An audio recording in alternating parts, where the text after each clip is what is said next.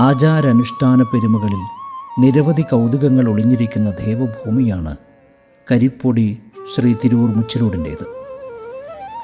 മുച്ചിലോടുകളിലെ പതിവ് ദേവതാസങ്കല്പങ്ങൾക്കൊപ്പം വ്യത്യസ്തങ്ങളായ തെയ്യക്കോലങ്ങളും തിരൂർ മുച്ചിലോടിൻ്റെ പള്ളിയറകളിൽ അധിവസിക്കുന്നു. തെയ്യത്തിൽ തുടങ്ങുന്ന ഈ വ്യത്യസ്ത അനുഷ്ഠാനങ്ങളും കടന്ന് കാവിലെ നിത്യചടങ്ങുകളിൽ വരെ പ്രകടമാണ്. അതിലൊന്നാണ് കാവിലെ അന്ത്യത്തിരിയിൽ തെളിയുന്ന കൗതുകം. ക്ഷേത്രം പ്രതിപുരുഷന്മാരെ പോലെ തന്നെ മുച്ചിലോടുകളിൽ പ്രാധാന്യമർഹിക്കുന്ന സ്ഥാനമാണ് അന്ത്യത്തിരിയൽ. അന്ത്യത്തിരി തെളിക്കുന്ന സ്ഥാനികൻ എന്നതിൽ നിന്നാണ് അന്ത്യത്തിരിയൻ എന്ന പേര് പോലും രൂപപ്പെട്ടത് എന്നനുമാനിക്കാം. സന്ധ്യാസമയങ്ങളിൽ കാവിലെ നിത്യദീപം തെളിയിക്കുന്നത് അന്ത്യത്തിരിയനാണ്.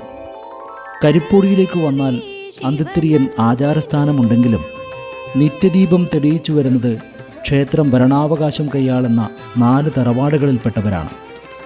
കുഞ്ഞോത്ത് വാണിയൻ കുടുംബത്തിലെ 2 അവകാശികളും മുച്ചിലോട്ട് വാണിയൻ, ചന്തക്കുളങ്ങര വാണിയൻ എന്നീ തറവാട്ടുകാർക്കുമാണ് നിത്യദീപം തെളിയിക്കുന്നതിനുള്ള അവകാശം.